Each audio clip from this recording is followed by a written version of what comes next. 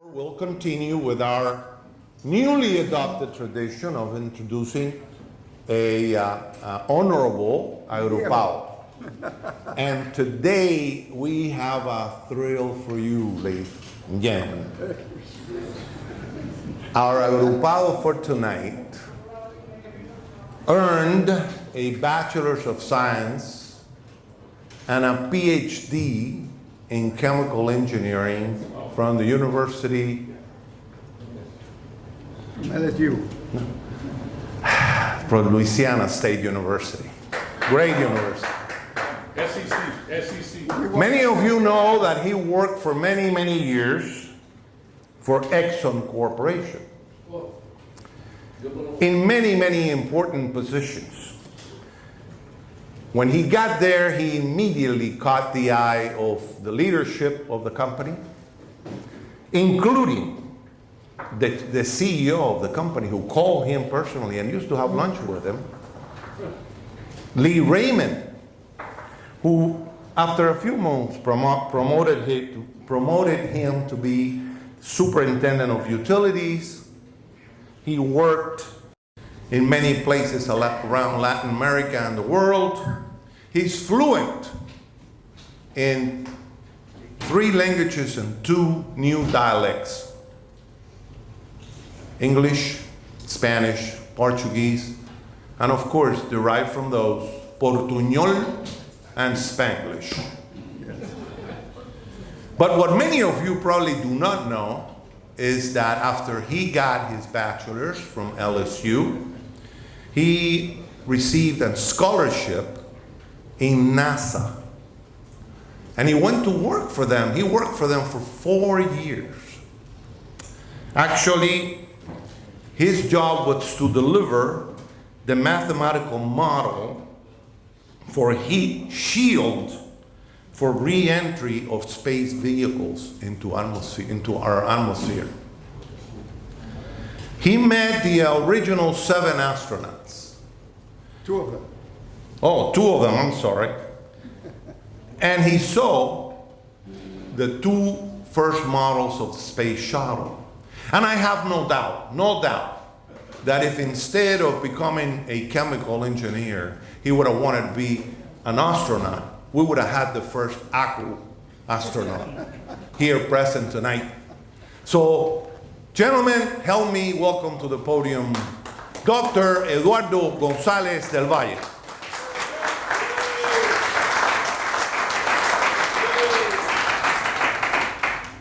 I didn't pay him for that introduction. You know, when I was asked, to talk about what is it that got me to ACU. But in reality, I am one of those individuals, like, for example, Ramón Barcia, Eduardo Azcárate, y algunos de los hijos de agrupado, that were actually born with the ACU on the side, because my dad was from the top of his head to the bottom of his feet, an incredible agrupado. And therefore, every time he would say something, you could hear the echo of the agrupación. The first time I went to, well, first of all, I was baptized. I learned that from my dad. I was baptized by Father Rey de Castro. Dad was also married by Father Rey de Castro. In the mid-50s, I think it was 55 or 56, Father Llorente decided that the hijos de agrupado, especially those who were already congregantes at Belén, could come to Mass on Sundays. So starting somewhere between 1955 and 1956, Belen gave us an excuse because Belen used to send all the buses to pick up the children. Everybody had to go to Mass on Sunday at Belen. But the one thing that I remember that impressed me the most was the first Mass at ACU. Listening to 200 men say the creed in Latin. Credo in unum Deum Pater omnipotente, factore caelum et terram, etc., etc. That really impressed me. But as a teenager, the thing that I loved most about el patio de la agrupación was la mesa de billar and ping pong. And then on Sundays, el café con leche con pan cubano con mantequilla. Believe me, I love that. Officially, when you were in junior year at Belen and you were a congregante and wanted to go to agrupación, every Saturday we had instructions de aspirantes, todos los sábados. En el tercer año, en el cuarto año de bachillerato, quinto año de bachillerato, which is equivalent to junior and senior year in the U.S. I officially signed the book. At that time, there was a book for aspirantes in May of 1960. However, I didn't participate in anything in la agrupación thereafter, because in June of that year, I was already here in Miami. I became a congregante at an odd date because I was going to school. And Father Yolente had learned that I was going to get married in June of 1965. And he told my dad, I want Eduardo and your other children, before they get married, to become congregantes.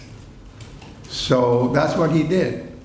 And in January 23rd, 1965, in other words, 60 years and 8 months ago, I was given this medal. So, what has ACU meant to me? Well, I became a member of the agrupación because it was a given. My dad was an agrupado. Father Llorente was very, very smart, because every time we had Semana Santa and the Via Crucis, he would make us work on the Via Crucis, and we had these long antorchas, and we loved it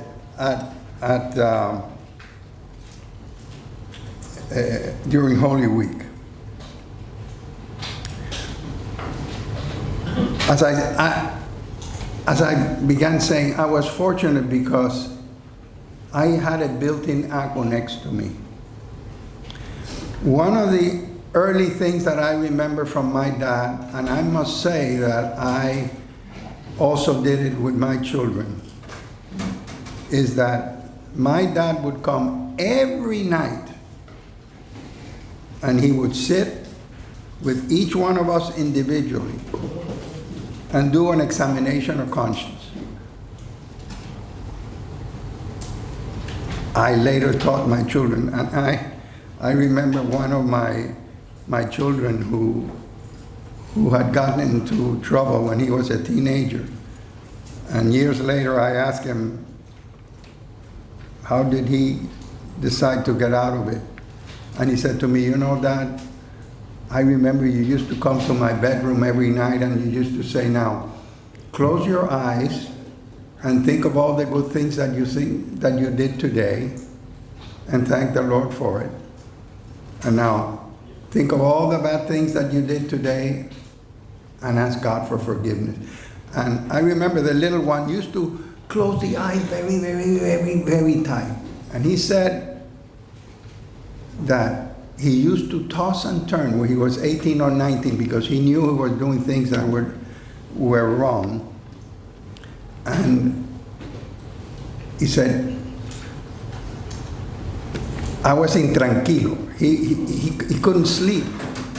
And he admitted that came from doing an examination of conscience, which he did just as a habit. So I recommend to young fathers to do that. The other thing that I remember that is very ACU-like. My dad once said to me, I didn't want to do something, and he said to me, if you to whom everything has been given don't do it, then with whom is God going to count on to do it? And that really got to me. Y en español me lo dijo, si tu hijo, que te lo han dado todo, no lo haces, ¿con quién Dios va a contar entonces? And boy, that was like un petardo donde ustedes saben. Yes. And I learned at ACU through the spiritual exercises, the discernment, how important it is not only for your spiritual life, but for your professional life. I also had this echo of en cada primer puesto un agrupado. And that is good and bad because some people may take it, I hope we don't, but some people may take it that you want to be the best, the best, the best, but you shouldn't be the best or try to be the best for the sake of being the best. You want to be the best for the sake of serving others and the kingdom of God. And el eco de mi padre. My dad couldn't go to my graduation in Belén because he was working for a newspaper that was against Fidel Castro, and he had to escape Cuba before my graduation at Belén, but he was able to make it to my graduation at LSU. And I will never forget, he gave me a big kiss in the cheek, typical of Spanish tradition. And the first thing he said to me, he says, bueno, and now, when are you going to go for your PhD? Le dije, papi, please. Come on. I spent here 4 years and you want me now to go to a PhD? No, I don't want that. And he said to me, well, remember something, son. No te olvides de tus talentos. Don't forget about your talents. Because if you bury them, one day the Lord, when you meet him, he's going to ask you, what did you do with those talents? Y eso fue un barrenillo en el cerebro. Believe me, it kept eating away at my psyche. So 1 year later, because of those God incidences, we had a very big strike at the company that I was working for at the time, which was Kaiser Aluminum and Chemical, and I made an absolutely ton of money. So I decided it was time for me to go to graduate school. I wanted to do an MBA, so I went to the business school, and the business school declared, we don't give scholarships to engineers to study MBAs. So I said, well, what am I going to do? I guess I'm going to be a chemical engineer. So I went to the chairman of the department, who had called me a number of times because the 3 top students at my class had gone to Tulane. I was number 4 in the ranking, and he was begging me not to go. So I used that as a leverage, and he gave me this thing for 4 years, that I don't think that anyone in graduate school had more fun than I did. Every quarter, I used to fly to Langley, Virginia, and make a presentation there. That's where I met 2 of the 7 astronauts. I saw the mock-up of the 2 shuttles. There were 2 different designs. One was a blunt body, and the other one was an oblong body. And they didn't know at the time which one to use. It turns out that the blunt body, the one that gives the highest entry temperature, was the one that from an energy point of view was the best, because it was very intense heat, but the total energy absorbed was less than the oblong body. I have to tell you a little interesting story.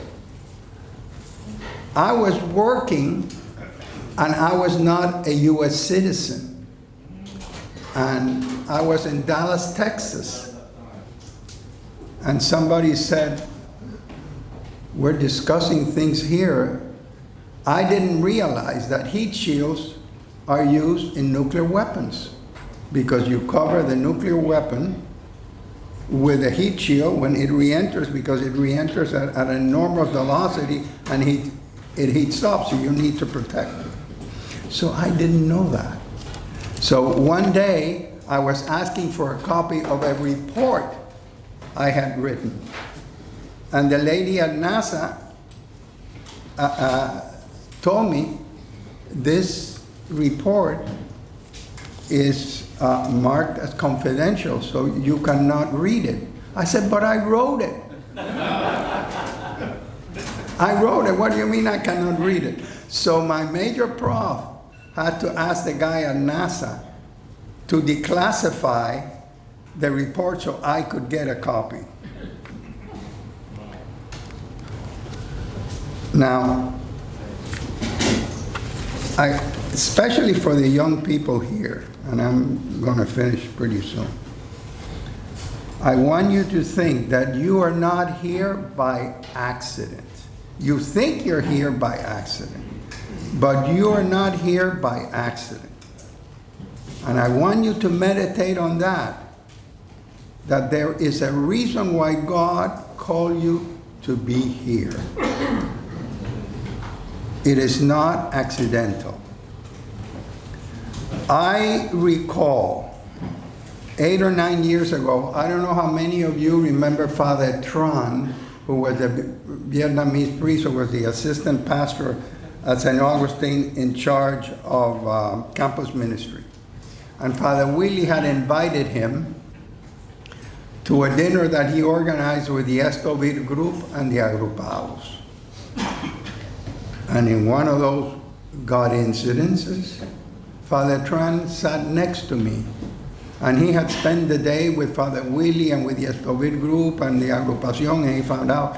And he turned over to me and he said, "You guys are a hidden Jew." So when I was preparing this thing, I thought of Father Tron, and I decided that I was going to look up the parable. Remember that parable? There are 2 parables. One where this farmer is plowing and discovers by accident a hidden treasure. And some of you may be here by accident. You were not looking for anything, but somebody say, "Come and visit," or "Come," or whatever. That is one of the parables in Matthew. And I have it here in Spanish, I'm sorry. El reino de los cielos se parece a un tesoro escondido en un campo. So I compare la agrupación as un tesoro escondido. But remembering what Father Tran had said to me, also el reino de los cielos reminds me of that merchant who was looking for fine pearls. Now, what did both of those guys, the guy who found it by accident and the guy who was seeking something, what was their reaction? Was the same. The guy who by accident found el tesoro escondido sold everything to get it. And the guy who was looking for la perla fina, that fine pearl, that fine jewel, also sold everything. So there are two characteristics, or at least one. Number one, a radical decision to sell everything for the treasure that they had just found. And what I am asking the young guys that are here, you're not here by accident. I want you to think tonight, if you haven't thought about it, that you are unique and unrepeatable, as all of us here are unique and unrepeatable. That we were born at a time and place in history for a purpose. That God has a purpose for you. Now, you can ignore it, you can ignore that call, or you can follow it. I pray, I really sincerely pray that all of you realize that the ACU is truly a hidden treasure. It's really, as Father Tran said, a jewel. Thank you. Y ahora voy a comer.